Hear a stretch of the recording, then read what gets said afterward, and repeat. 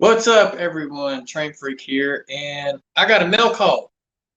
And of course, there's been a few y'all in the chat, so unfortunately, it's not a cab forward. I've already got one. So I've seen a few guesses on that. But before we get down to the packages and show you what I've got here on this makeshift table of mine, let's see who's all in the chat. We got Ethan Armitage. We got Mickey, who is Pirates of the Model Trains. We got Lynn McCurdy in the HDM MRC. Marty, M&M Shortlines. We got Caboose 121. Let's see who else we got here. And they were putting in a few guesses for a while. And hopefully the chat doesn't just jump again.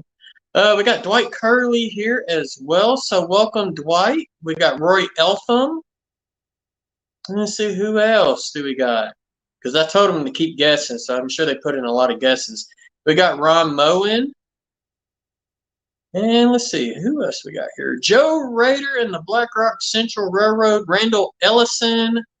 And Roy, if this turns into a 4-hour stream, yeah, you know, I'm not trying to make it 4 hours. So, Martin Siersma. Gary Shanks is here. So welcome, Gary. We got Shane's Trains, Thomas Grossi, Ron Bright, Jigoku Samurai. We got Tim with CP368 Productions. And it looks like the chat has caught up. So for those who have guessed, like I said, that dude right there is not in the boxes. So, but I've got 4 boxes here. Actually, 2 packages and 2 boxes. So I got a box here. I got this package here from our good friends at FedEx. I got another package here. So I'm wondering what this could be because that's pretty flat. Let's see. Did anyone else pop in? I'm not seeing them yet.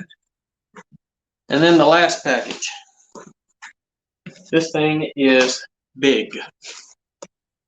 Oh, shoot. If I try to lift up on this package, it's like the rest of them wants to fall off. I'm going to set these on the floor. An Alco PA it is not, but you're very, very close. A flat card, totally not. Oh, Roy Eltham said a book. That could be a good guess. All right, here's the last package.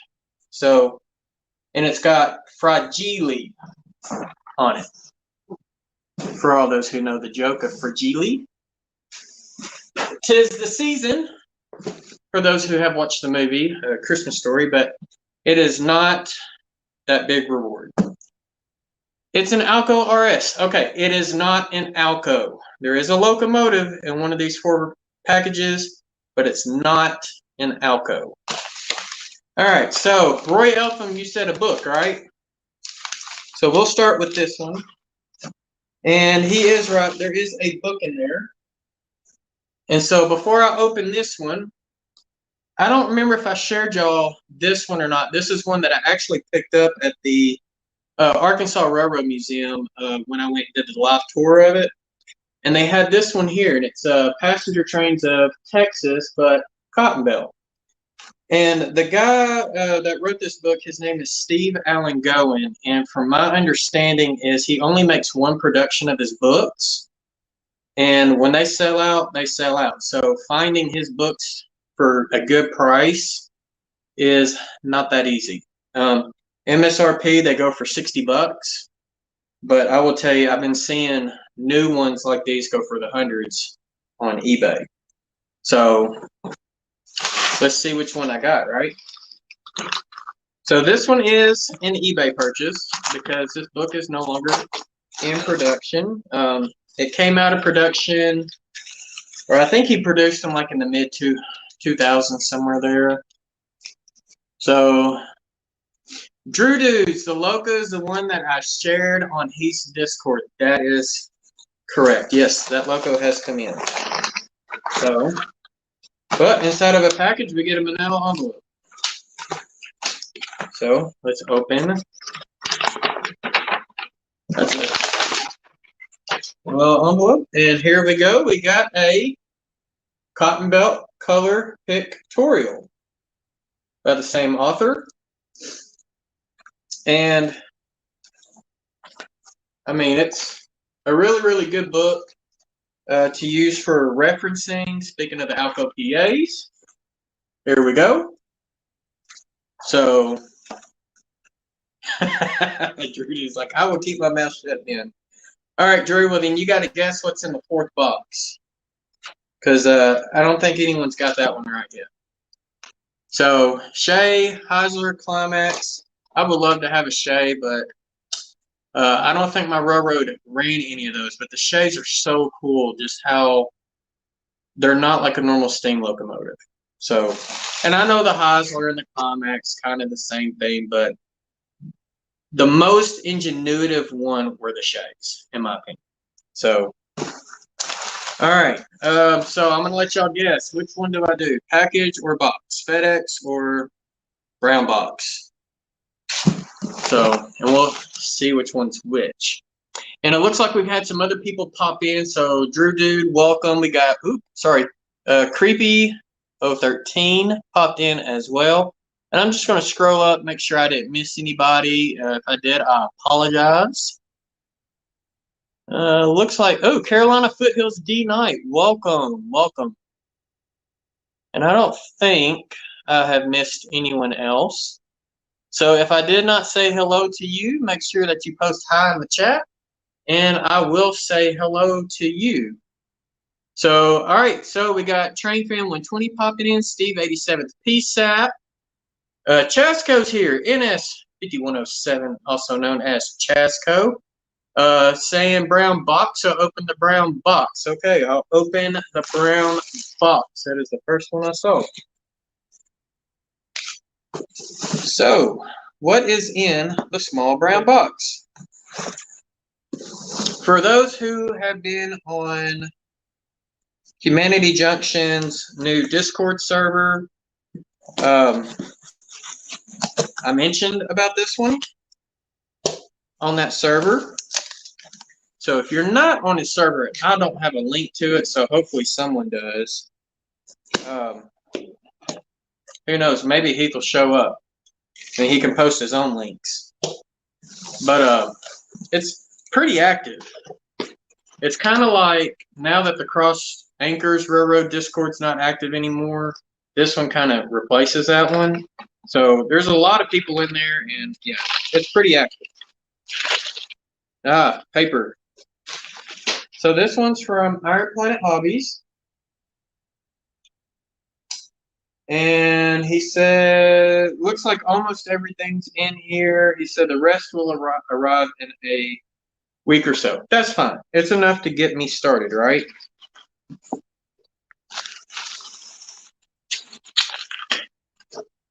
All right, so RR Circuits is what I've ordered. And for those who have been following me, know that I have been wanting to get into something called LCC. Got a lot of bubble wrap. And LCC stands for Layout Command Control. It is a two-way communication system that works on a CAN bus that you can connect to a computer and work it through, JMRI. And I wanted to do that with the NCE, but see, the NCE, Power Cab, and Pro Cabs do not have a true CAN bus, so nobody is blue, Jason, so nobody can share. I don't know what he means by that. Steve, please elaborate. Nobody is blue. So, anyways. So this is the LCC is what I'm getting into, in other words. So first we got an S&D 8. So this is what I would connect up to 8 tortoise machines. Or if you got a crossover, you can connect a pair. And I even asked him about the double crossover. Oh, no mods here. Okay. Well. And of course, I am on StreamYard and using my phone, so yeah. I guess I'm going to have to add some more mods eventually. I don't know if it'll let me add a mod through here or not.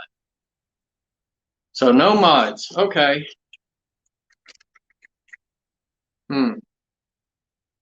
That's a good one. Where are my Sidetrack Sunday guys at? Where are they at? Probably got jobs or something. Who knows? But yeah, SMD8. So this does the tortoises. I've got 1, 2, 3. So 3 of those. So that will allow me to do 24 turnouts, or, you know, a crossover. It counts as 1. He said even the it's not Sunday. I know, right? But he was saying the double crossover should work all 4 tortoises at once. So that way all 4 are either in the straight position or they're all 4 in the diverging position. So I'm curious to see if that will actually work or not. If not, then I'm just going to have to, you know, wire the double crossover in pairs. So got those. And let's see, the next thing we've got on the docket is 2 of the BOD 8s. So this is for the block detection. Each one of these will do up to 8 blocks each. So I've got those. Now this is the one that I ordered. I ordered 5 of these, but he only sent me 2. Thank you, Ethan. And so these are the signal LCCs. So the actual CAN bus plugs into this, and this will control up to 4 signal heads. So if you got like a turnout, you would have 2 signal heads on the throat side and then a single on each of the leg side of the turnouts. And then there is a 5th connection in here that you can plug in either the BOD 8 or the SMD 8s. So, but these signal LCCs, they also make what's called a tower LCC, but I just went ahead and got the signal ones. And that's what connects to the CAN bus, and they just daisy chain with a RJ45, or what most people know as a Ethernet network cable. So we've got New Fenris Railroad. What's up, Bill? And then we've got Shay's in scale. So welcome, Shay. I don't think I missed anyone else because I already said, oh, Norman Rowe popped in too. So welcome, Norman. I think I said hello to everyone else. And so, yeah, I can see I don't have any mods tonight, so that's a bummer. All right, so I got more. We are not done with the LCC stuff. So I got, these are the coils that go to the BOD 8. So you would actually wire or run one of your track feeders through here, and then the, I don't know if y'all can see that or not, but the 2 prongs there go back to the BOD 8. So it detects the current, and it will say, hey, there's something there, you know, throw it that the block's occupied. So I got 2 of these. Yep, here's the other one. So there we go. So I got enough to do all the BODs. I'm probably going to make a mess here. So, one of the cool things is the Lcc Vamp Meter. So this is something that actually will plug into my fascia, or I'll install it into the fascia, and it tells me how much voltage and amperage I'm using within the Lcc system. So I went ahead and got that. Dick from RR Circuits really said I didn't need it, but I was like, hey, it looks cool, you know, why not, right? Yes, so Ethan is talking about my train shirt. It says, ooh, if I don't fall first, keep calm and play with trains, and this is from Soundtracks. So with me being a Soundtracks distributor, I had to make sure I got one of those shirts. And I've got one of their polo shirts too, but I only like to wear those at the actual train shows to look official. So, all right. And then this here is the Lcc Starter Kit. So it comes with a few different items. So let's see what's all inside. And I'm still not done yet. All right, first things first, we've got the All right, so this is the USB connector. So we got the USB, and so that's what will go to the computer. And then it comes with these two little terminal things, and you have to have these plugged in. It's got like two separate buses that go out. So it's like a LCC A and LCC B. So I can actually run one to the upper layout and one to the bottom layout if I wanted to. Or I can just run the whole thing on just, the A side. But you have to have these plugged in at the end of the line. So that way, don't really know how else to explain it. It's just got to be plugged in at the back end. So, and then it also came with the LCC power point. So this is what supplies the power on the LCC system. So this is going to be a lot of fun to start hooking up, so that way I can take all the NCE stuff out, get the LCC stuff put in, and have a more functioning layout as far as control goes. Yeah, see, yeah, Roy's explaining it. So is that a whole control throttle? So this does not control the trains. This controls the block detection, the signals, the turnout machines. You can even have it control the lighting within your buildings. So you can put like a timer, like through JMRI, and then once the timer goes, it'll start throwing the street lights and things like that on. If you wanted to use like the fast clock system. Oh wow, that's full is a whole lot bigger than I thought it was. And those are the connectors. And that's the last of that box. So with the, let's see if I can find one real quick. Not the bot 8s, the SMD 8s. Here we go. So with the SMD 8s, there is, it's going to be hard to see unless I open one of these. So I'm just going to go ahead and open it. Yeah. Yeah, this was not a cheap setup, Steve. That's for sure. But if you got a small layout, I would not recommend going this route. But if you are planning on building a big layout like I'm doing, go this route. It's worth it. Okay. So this is the SMD 8 that I was showing earlier. And so this plugs in the LCC card. Well, these two here is what you would end up running to your tortoises. And they're 10-pin connectors, and the wire to do it came with a huge spool of flat cable. And for those who were like used to like the old computer electronics or like the USB wires inside of a computer, this is kind of what this reminds me of. See if I can pull off the tape. There we go. But yeah, it's just basic flat wire. So, but that's what you would run between just the SMD 8s and your tortoises. And then, of course, I had to get the connectors so that way I'm able to plug it into those SMD 8s. And they did send me a few, which is helpful. But, in case if I mess them up, I wanted to make sure I had some extras.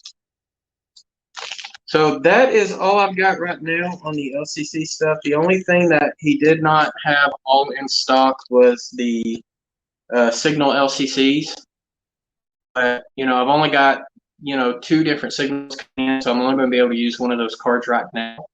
But like I said, the 5th spot on the card is for either the BOD 8s or the SMD 8s. So I went ahead and put that in.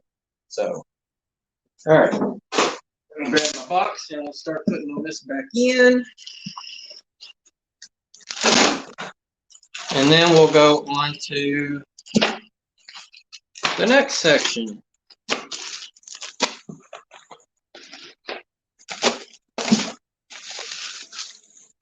All right. I think everyone wants to see what's in here. Or does everyone want to see what's in here? So save the big for last. Armitage has a question about your railroad books. Let me scroll back up and see what is Ethan's question. How many railroad books do I have? I do not have many. I've got 4, 5, I think. One of them was actually given to me that is on a railroad that I don't even model. Not sure what I'm going to do with it, and it's still in the plastic. Like, it's still, you know, plastic sealed. So I've got it sitting there. I might keep it just to kind of use for, you know, reference material, maybe weathering ideals, things like that. But as far as like railroad books for either, you know, the railroads that I'm modeling, I've got 3. The 4th one, not the new one, but the other one that I got is of another railroad in my state, Arkansas.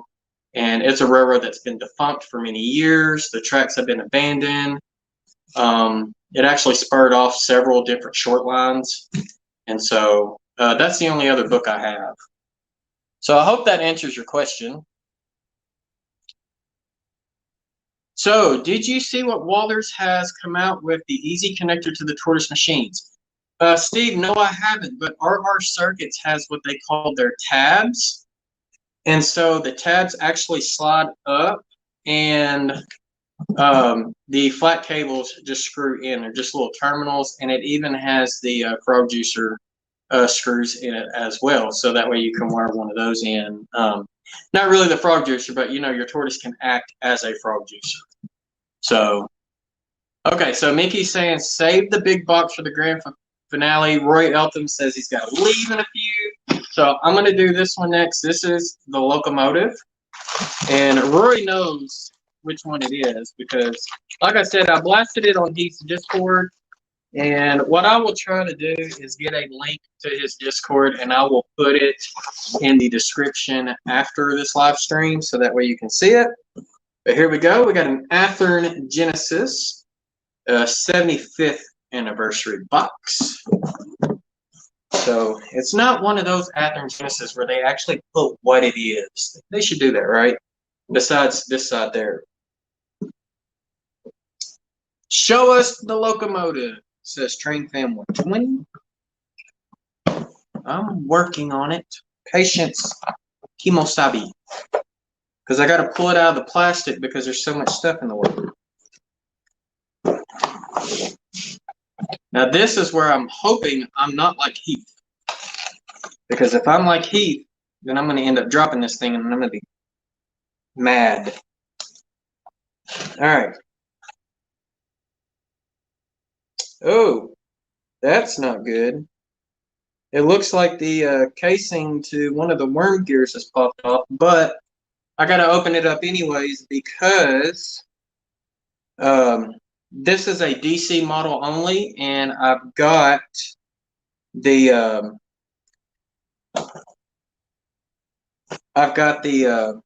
decoder on order on the way. So this is not just any F7. So this is an actual FP7 because you got the steam generator there. Cotton Belt only had one of these, but it had several different paint variations. Norman, no, it's not Southern Pacific, even though it's in daylight, it's not Southern Pacific, and I can show you all the differences besides the name as to why it's not Southern Pacific. But this would have been the final daylight variation before it would have been repainted to what we all like to call the bloody nose. So originally this locomotive was number 330. This one's number 306. So originally number 330, the sides would actually say St. Louis Southwestern, just like my Alco PAs do now, which I'm going to end up redecaling because one of the things that the Cotton Belt did do is rename those. Also, the roof was originally painted black, and they repainted it silver to help keep the engine cooler because the sun would reflect off of silver where the black would absorb it. Now, if you notice, this locomotive does not have dynamic braking, where a lot of their freight units did have dynamic braking. So now, here's some differences between Cotton Belt and Southern Pacific. All your grab irons on the Cotton Belts are all yellow. Southern Pacifics were all white. So that's one big key difference. Your other big key difference is Cotton Belt only had one headlight. Southern Pacific had two headlights. So, and of course the SP would have the Mars strobe on the upper headlight, and then their bottom headlight, which was actually on the door, would just be a solid light. Cotton Belts did not use the Mars strobing. So, but yeah, this is an Eltham Genesis, and like I said, it looks like, and this is actually see-through. I don't know if y'all can, yeah. So you can see my hand through the back radiator fan. So that's really, really nice. And it's see-through up here too.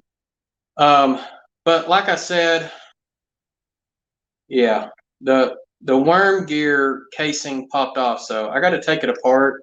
But I was planning on doing it anyways because of the simple fact that this is a DC model. So I saw this one, not this one, but one just like it on eBay from another hobby shop. They wanted $250 for the DC model. It was like $350 with the sound. Of course, I can get the decoders less than $100. And then I saw this one actually pop up 2 days afterwards, and it was $200. So I jumped on it. So, but yeah, this is one that I've been after. This will finish up my passenger fleet because all I need is the 2 Alco PAs, which I'm going to redecal to make prototypical for 1958. This is the third one that's already done, so I don't have to mess with it. Now, getting the passenger cars is going to be a different story because the Cotton Belt only used either the Pullman in the Pullman green color, or if they were daylights, they were all heavyweights, and no manufacturer makes Cotton Belt passenger cars. I have seen very close, and I have a set of the Southern Pacific Eltham ready to roll heavyweights in daylight, but then I got to figure out how to take Southern Pacific off of it and put St. Louis Southwestern on it. So I'm just going to set this locomotive up here, and when someone guessed, and I said it's a lot smaller than the cab forward, you can see that it is a lot smaller than the cab forward because the cab forward buller is still sticking out past this thing. And there you go. So that's about the same length of it. Yep, that it was a FP7. Cotton Belt's only FP7 that they had. Now it did eventually go. The prototype went to California in December of 1959, and it serviced as a locomotive for their commuter trains out there, where their 2 Alco PAs that went out there serviced the coast mail train. And every once in a while, you would see them run the Coast Daylight. But of course, that's after they were all painted to the bloody nose. So, put that there. All right, the big package. So, for those who guessed building kits earlier, your guess is actually pretty spot on. So one of the things that, let's see here. So they only, yes, Mickey, Cotton Belt only had one. Now SP had several. Now I know the Cotton Belt was owned by the SP, and that is true. However, unlike the TNO, the SP allowed the Cotton Belt to be its own, entity with its own identity. So, yeah. Now, Cotton Belt had several other passenger locomotives. They had a lot of RS3s that, had steam generators put on the short hood end, and they would run those as single locomotives for a lot of their passenger trains in the Black Widow paint. Cotton Belt only had 4 locomotives that had the daylight, and the FP7 was one of them. They had 2 Alco PAs, number 300 and 301. Never ran together. They ran from Pine Bluff, Arkansas to Dallas, Texas, through Pine Bluff, Arkansas, to St. Louis, Illinois, one north, one south. And then the other daylight locomotive they had was a GP7. And then the rest of them were all Alco RS3s with the Black Widow paint scheme. All right. Wow. This one here's got a lot of peanuts.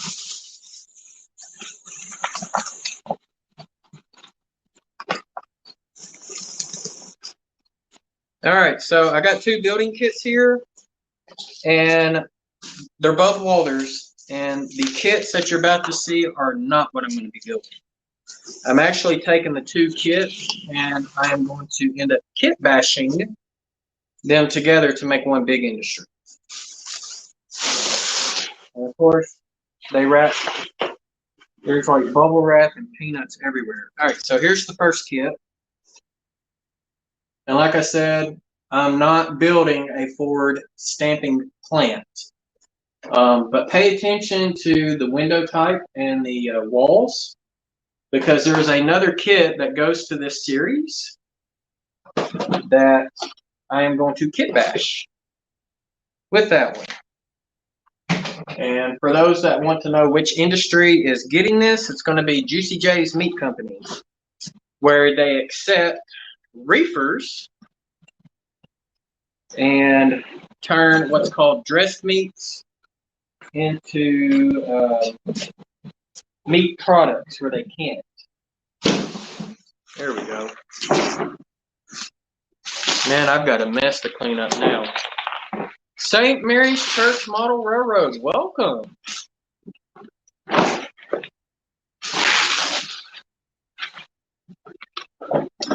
So let's see here. Brian Benson, I think this is the first time you're at my channel, so welcome. So SP, SD40, SD40T2s, 45T2s. Southern Oregon SP fan here, former SP Mountain Territory. Siskey U line now operated by the Jenison, Wyoming. Always wondered about the SP SSW Cotton Belt history. So SP bought out the Cotton Belt in 1932. Basically, they ended up buying all their stocks. But they decided to let the Cotton Belt operate as its own company, which helped the SP for tax purposes. And then, so the Cotton Belt literally did its own thing. They had its own board, its own payroll, its own headquarters. It's just, they were just a subsidiary of the Southern Pacific. And then it wasn't until 1992, 60 years later, that the SP fully absorbed the Cotton Belt. All right, here's the other building. We got the Ford tire plant. Now, like I said, if you paid attention to these windows, not necessarily the color, but the windows, you'll notice that they're the same on this. And so I'm going to take, like I said, I'm taking these 2 buildings together, and I am going to kit bash it into one big building. So like I said, it will receive reefer cars full of what they call dressed meats. It's basically meat that's butchered, and it just hangs in a reefer car. And so the company will take it, they'll process it into canned meats, like your today Spam, you know, stuff that's posed as meat. Sparky, what's going on? Good day, model railroaders, he says. I can't do it with your accent, man. I speak too slow. But that's the 4 packages that I got in today. So yeah, dressed meats. So I guess Caboose is getting a little hungry that he wants some raw meat. So more power to you. Mine's got to be cooked. So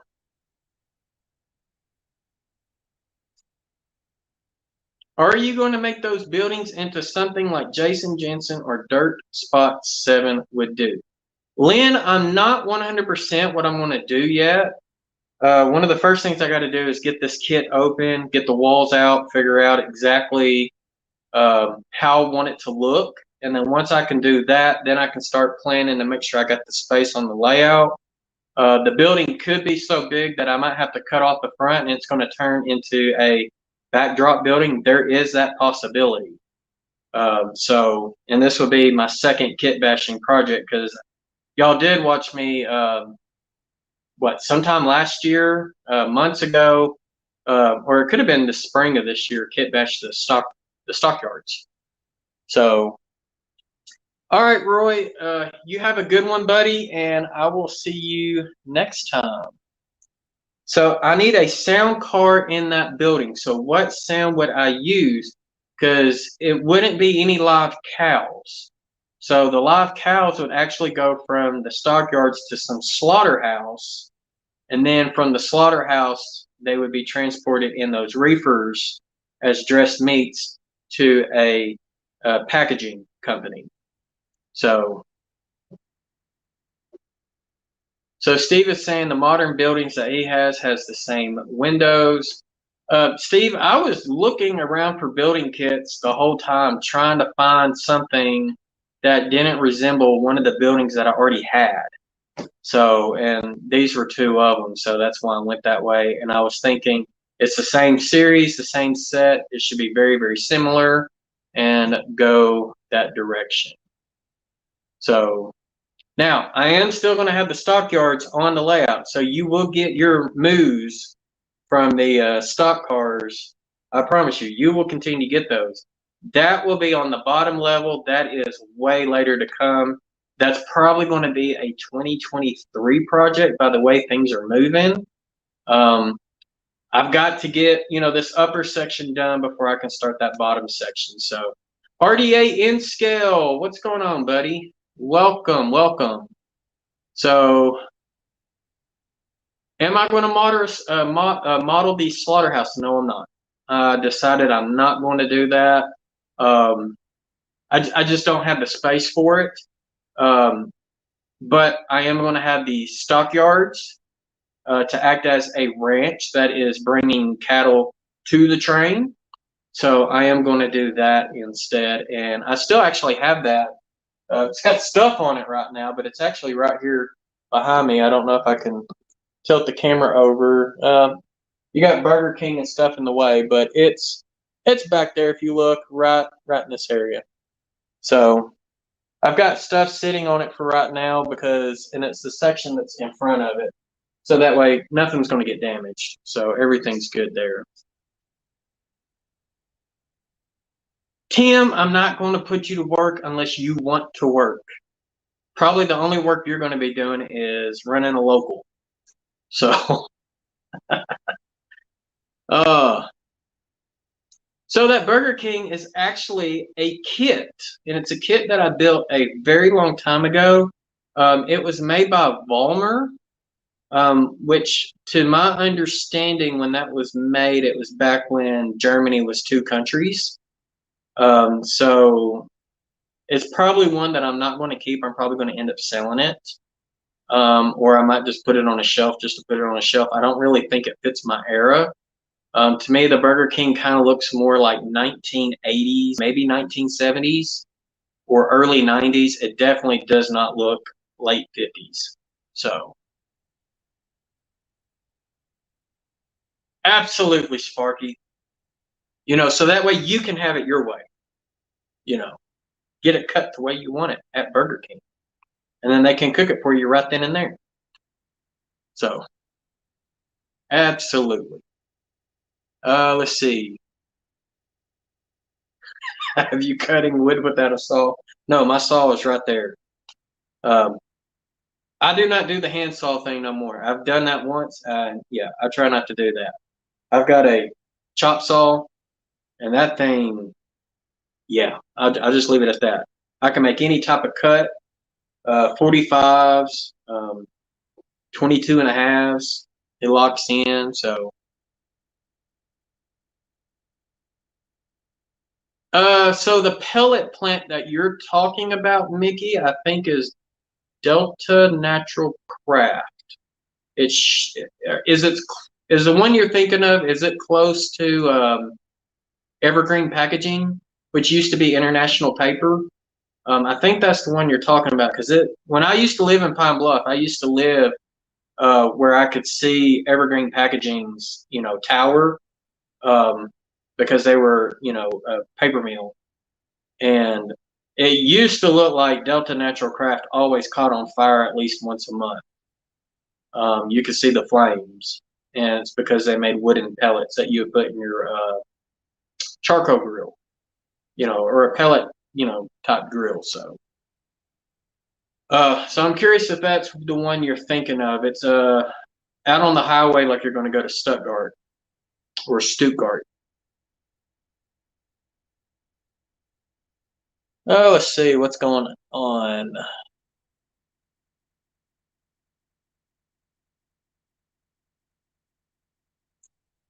If I could find that, that would be cool to put in there, because Steve Childers put a either a cow or pig sounding decoder for his for his stockyard.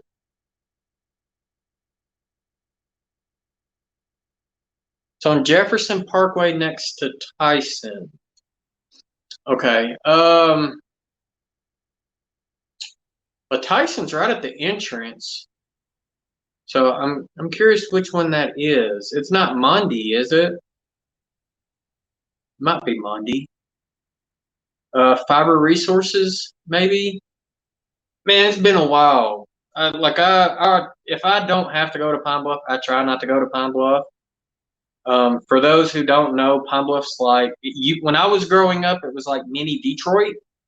Not a big city, only like 50,000 people. But man, the crime was so bad that they nicknamed it Crime Bluff. And I can say that because I grew up there, born and raised. So just go buy a slab of meat and start hitting it and record the sound. Caboose, that's pretty doable, considering that I could probably ask the local butcher that actually takes live animals and slaughters them and see if that's a sound I could record. That probably would be a good idea. Probably not. I don't know if I would want to be in there while they do that. I'm sure they do it humanely, but I don't want to be in there when they kill a cow and chop it up. More power to those people. Not saying that I don't eat beef, because I do eat beef. I eat pork too. So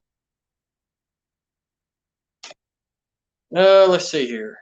It's only been there a couple of years. I work right around the corner on Hutchinson Street. Where Central. Yeah, I know where Central Maloney is. I actually know where both of their locations are. I know where the one is on 6th Street as well.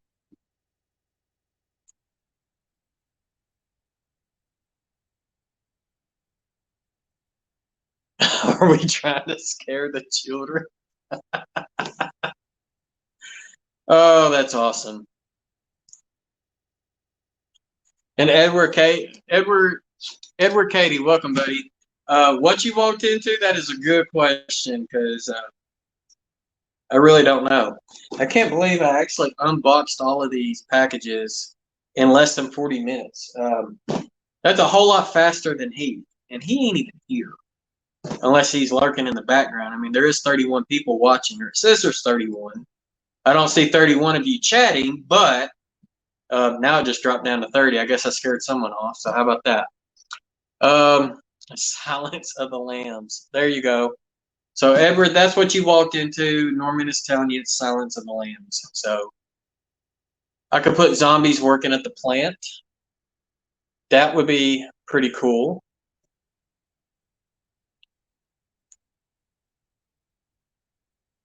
So if y'all really want to know where the name came from, Miss Freak actually came up with it. And J stands for Jason. So it's supposed to be like Juicy Jasons, but I was like, that don't sound good, so we'll just call it Juicy J's. So, and some people call me Jay for short.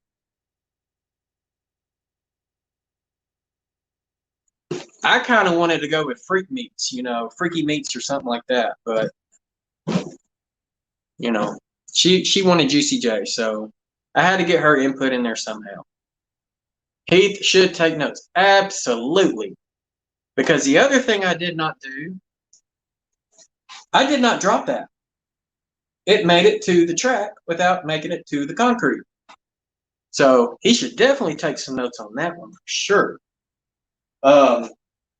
If I can get my decoder in, I don't. If it comes in Saturday, I'll go ahead and get that thing installed. Norman's like Juicy Jason. Whoa. Juicy J's pickled buffalo tongue. Okay. You're not getting my tongue, but that's fine too. Let's see here. Oh, Randall, what locomotives did you get? So hopefully, yeah, you might get them tomorrow. Unless your mail is distributed out of another location, you might get them tomorrow. Jigoku, man, I don't know if he would show up or not. I actually sent him an invite to join me because we got the StreamYard Teams set up. So while I'm actually working on things, if he's here in attendance, even if his camera's not up, he can actually pull comments up on the chat for me, which is really cool. So it makes like production a whole lot easier when you have someone, backing them up. All right, Brian Benson. Growing up in Southern Oregon, my granny used to take me down to SP Ashland, Oregon Yard to visit my SP Uncle J.I. or J, Uncle J. Maybe, I think he probably meant Uncle J.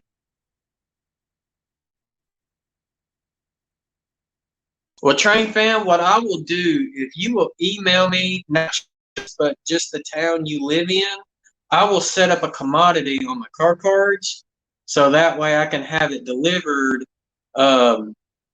pickled buffalo tongues to you. And I will actually show you the car cards when I make it, which is not for this era. It's going to be for a different era on the railroad.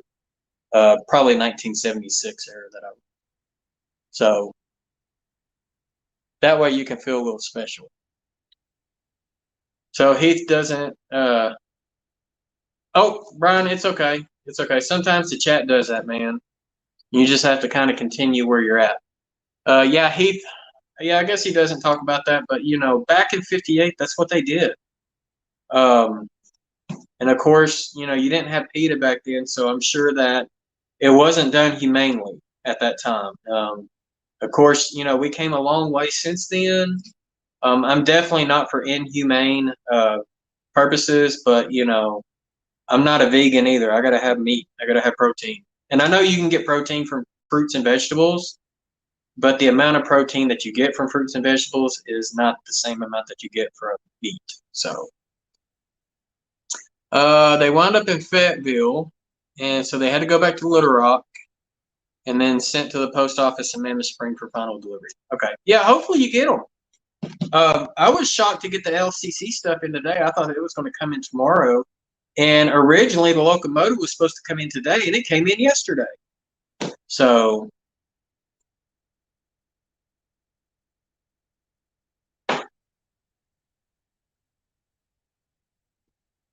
yeah, so Tim, like I said, there is a butcher here in the town that I live in, or the town that I live right outside of, and the butcher's actually right up by the railroad tracks. And that's where a lot of butchers used to be located. So here's a neat story for you. Back when, the railroads would send meats, to all these butchers and whatnot, especially in the South where I live, or the Mid-South, if you want to call it that.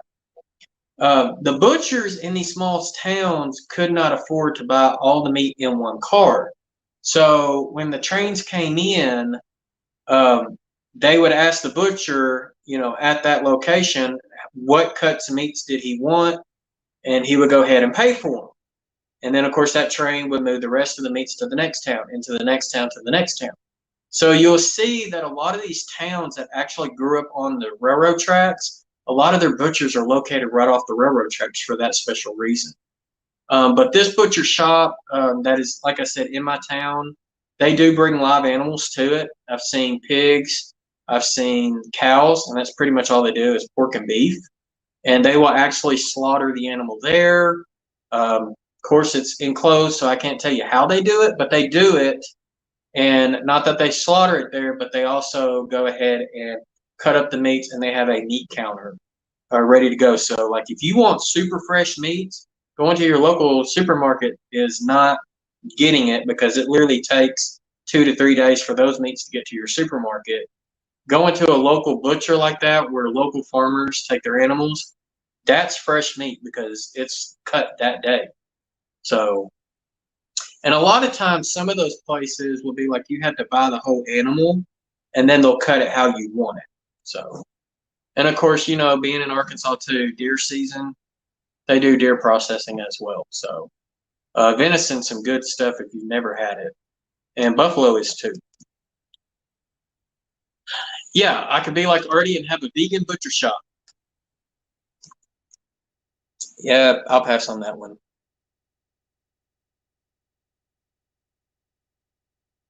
So Norman says they put the cows to sleep. I'm sure they do. I'm sure they euthanize them properly. So other than that, I've been on here for almost an hour. I really don't have anything else to show. I've been waiting on this stuff to come in so I can work on that. And then, of course, I am also working on the Sidetrack Sunday cars. So I will let you know, we are going to be opening a contest for that very soon. There is a HO scale and a N scale STS 2021 car that we will be giving away. It is a 40-foot wood chip hopper. I've got them freshly painted. I've been having some issues with the paint, so this is like maybe the 3rd or 4th time I've had to scrape the paint off, because it seems like when I put the gloss coat on there, it's wanting to do that cracking effect. And I've been using different paints trying to figure out which is going to be the good one, because I have to have a gloss surface to put the decals on it. So I will say, pay attention to that. I'm hoping to have these things done for Sunday on Heath's live stream, because excuse me, because the following week is the Sidetrack Sunday 2021 holiday show. Now, if Rick dresses up like a tree, it's good. If he doesn't dress up like a tree, then I don't know what to expect, and y'all need to give him a lot of grief for it, right? Because we all know Rick as the tree. So, will there be a live decoder installing on the video? Sure, why not, Lynn? Yeah, I'll definitely do that. It's going to be a 21 pin, so there's not a lot of soldering involved. And if you want me to program, I'll do some programming as well. I'll have to do my research on the programming before, because I really don't want to go through the whole manual on a live stream. I would rather go ahead and have those CV values and what they are, explain each one of them to you, and we can program it on a live as well. And that'd be perfectly fine if y'all are, if that's something y'all want to see. I mean, let me know. I'm here for y'all. So if you want to see something in particular, I don't mind doing it. So that's like the other thing, the LCC stuff. I definitely want to do that as well. You know, get that in there. And I'm hoping to get the NCE stuff out and maybe sell it. So if you're interested in some of that, let me know. I even have signal decoders as well. 2 that are used, 2 that are brand new that's never been opened. So if that is something that you're wanting to get into, but you don't want to go the LCC route due to cost, and you have an NCE system, let me know and I can fix you up on that. Actually, I think some of the stuff might even work on a non-NCE DCC system. So, hey, Kyle Stevens, welcome, dude. And I'm trying to see if someone else popped in. Yeah, we got Mike. Wicked Insanity is here. And of course, y'all are coming in on the back end because I've already opened everything. So that means y'all got to go to the beginning to see all the cool stuff. But here, I'll show you this. That's one of them right here. Not the cab forward, but this one here. So NCE's got good stuff. Don't get me wrong. For a layout my size, this is considered a club layout. Because when I get it fully built, literally you can have 6, 7 people operating simultaneously. You could have a yard master. You could have someone working the power plant. You could have someone bringing a train from the north, another one bringing a train from the south, someone running the local doing switching operations. And then, of course, the Rock Island is got an interchange for it. And the Rock Island's actually going to service the industries on that wall. So that's another person's job there. And, of course, the dispatcher. So you've got several people will have to be able to run trains on here, of course, once it's built. So for that, going the LCC route was more beneficial to me. So that way I could have it set up for either club setting or single setting, just me by myself. NCE really wasn't conducive for that. But that's not to say that NCE would not work on a smaller layout, because it very well could. So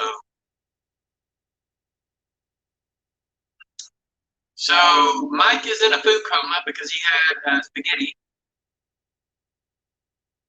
Oh, am I going robot again? Man, that stinks. Y'all, it's got to be my Wi-Fi. I'm using my phone to do this, and my Wi-Fi is on the other end of that house. So it's got to be that. So I apologize. Hopefully one of these days I can get a wireless access point in here and I won't have that issue. Yeah, 22 does look to be an interesting year for remote ops. That is what I'm trying to work on is getting that over there to where at least we got 2 industries we can work with and 4 industries over here. But keep in mind, 2 of those industries have 2 tracks each. So there's several tracks. And some of those, or 2 of those 4 industries require the locomotives to run around the cars to be able to service. So, yeah, like I said, Jikoku, it's got to be my Wi-Fi. So I apologize for those who are having to deal with that. I know it's cell phone reception. You know, that's kind of how it works. But other than that, so I'm going to let y'all have at it since my phone kind of wants to go in and out right now.